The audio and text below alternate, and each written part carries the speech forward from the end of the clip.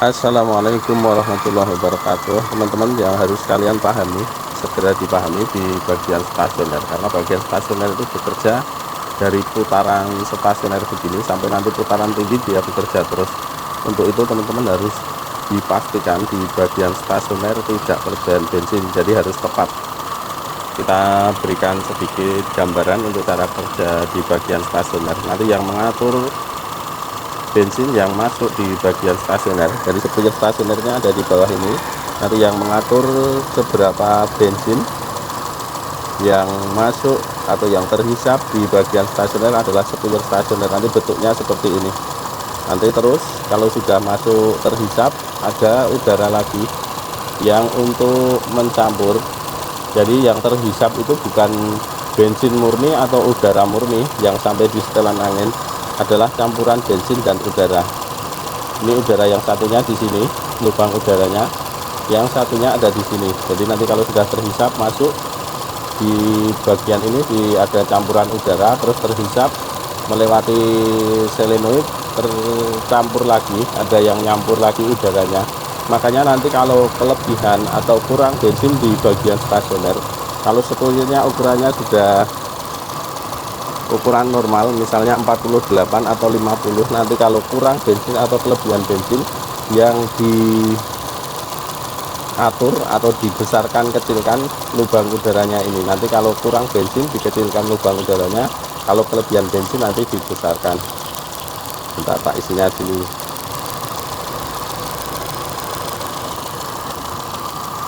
Gitu ya.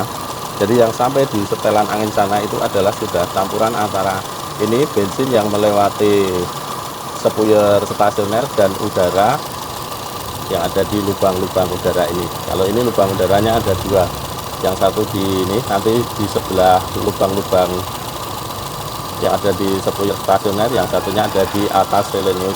Kalau untuk kijang-kijang 7K itu tidak bisa setel terbuka karena lubang udara yang satunya ada di tutup pelampung.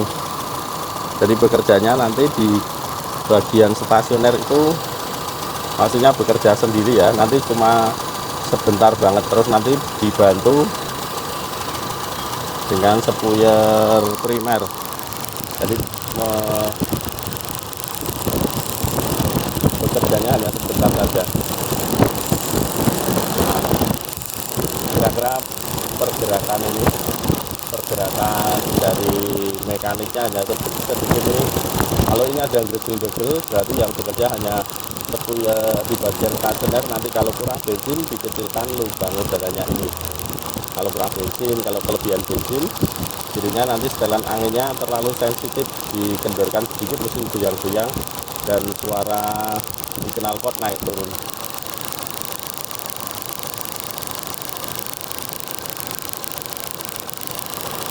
Kayak itu untuk bagian stasioner, nanti bekerjanya hanya sebentar. Kalau nanti kelebihan bensin di bagian stasioner, dia akan bekerja malah lebih tinggi.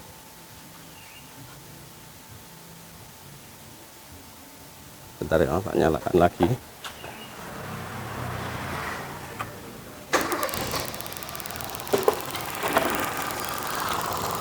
Jadi yang bagus, yang normal itu bekerjanya di bagian stasioner saat sendiri loh maksudnya. Kalau bekerjanya dia bekerja terus dari putaran stasioner begini sampai putaran tinggi. Nanti kalau di sana ada lubang oval, kalau sudah melewati itu nanti ditambah yang bekerja di bagian primer. Nah, nanti kita pasang nozzle primernya.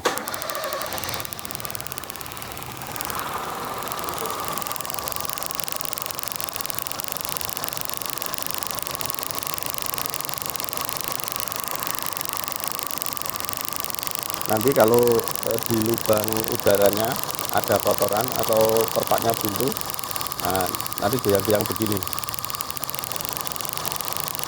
Suaranya pun, suara desisannya pun kurang halus. Ini kalau kekecilan. Nanti setelah angin kalau begini terlalu sensitif.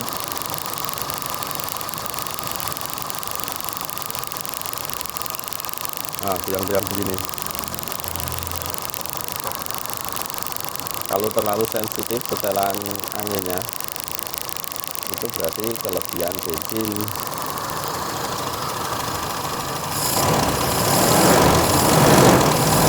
Sebentar kita pasang nozzle-nya dulu ya.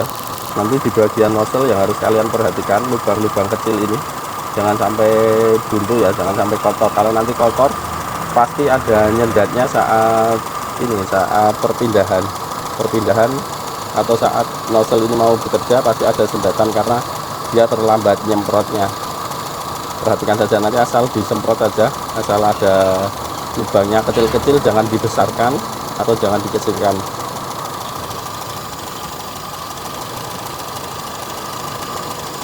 Terus nanti perhatikan kalau saat habis dipakai, dimatikan mesin, berhenti 10 menit atau beberapa menit, kok starter jadi panjang, nanti perhatikan di nozzle ini, di venturi ya, di nozzle di venturi ini ada rembesan bensin tidak saat mesin dimatikan. Jadi nanti filter udara dilepas, terus dilihat beberapa menit ada rembesan bensin atau tidak.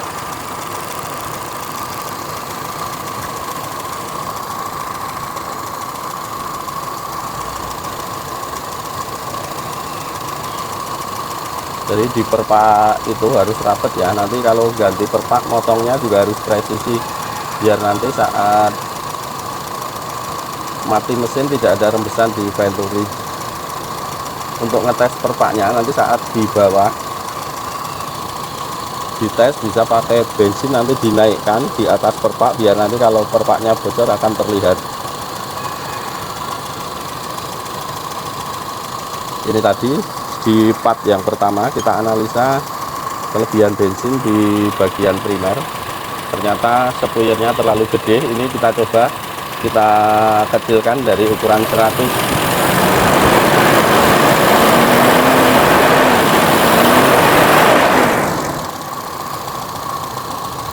Kira-kira untuk karburator begini sedang ini berapa K ini? 5K tapi masih pakai bandul.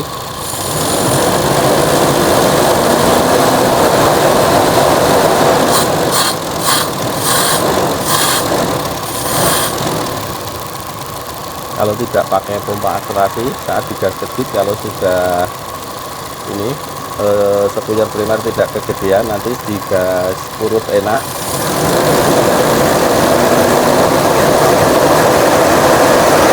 Tapi kalau digas kedip akan terjadi jeda.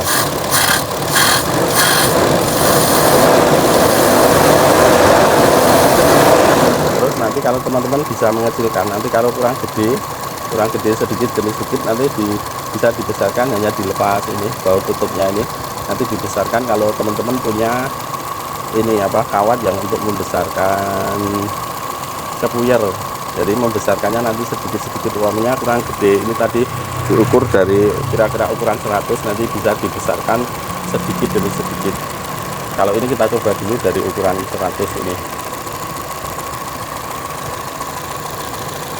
Nanti cirinya kalau di bagian stasioner sudah tepat, si nozzle primer ini akan bekerja lebih cepat. Nah, kalau nanti di bagian stasioner kelebihan bensin, kita simulasikan nanti lubang udaranya kita kecilkan ya. Lubang udaranya kita kecilkan, ini coba kita kecilkan, nanti semprotan di nozzle itu lebih bagus.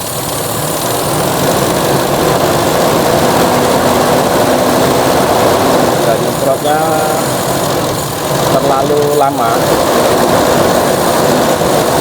walaupun kelihatan bagus nyemprotnya di nozzle, tapi nanti akibatnya malah boros karena di bagian stasioner yang kelebihan bensin.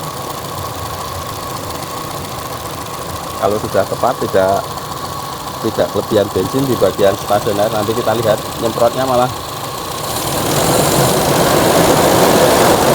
lebih cepat. Di atas RPM 2000 sudah nyemprot.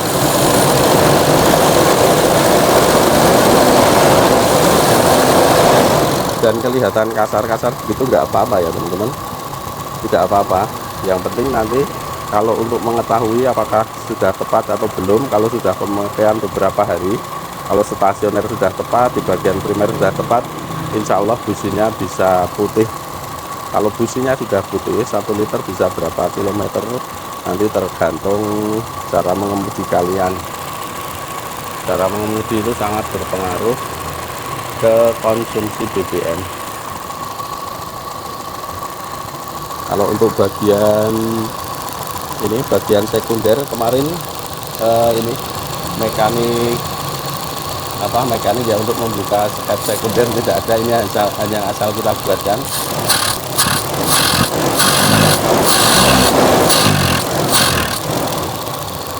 Hanya asal kita buatkan pakai kawat kecil gitu ya teman-teman. Juga banyak yang bertanya kalau di bagian sekunder tidak bekerja untuk karburator bandul, mungkin diperhatikan di itu mekanik yang untuk membuka skep sekunder. Oke, begitu dulu ya teman-teman, monggo disimak sampai paham. Kalau nanti ada pertanyaan bisa ditanyakan di kolom komentar. Nanti kira-kira saat dibuka tutup pelampung bensin yang ada di ini, di ruang pelampung, kira-kira di bawah tangga sedikit ya, bawah tangga sedikit. Itu dulu aja teman-teman, simak sampai paham dari part pertama, part kedua sampai ini, sampai part ketiga ini. Semoga bermanfaat untuk teman-teman yang ingin belajar setel karburator sendiri.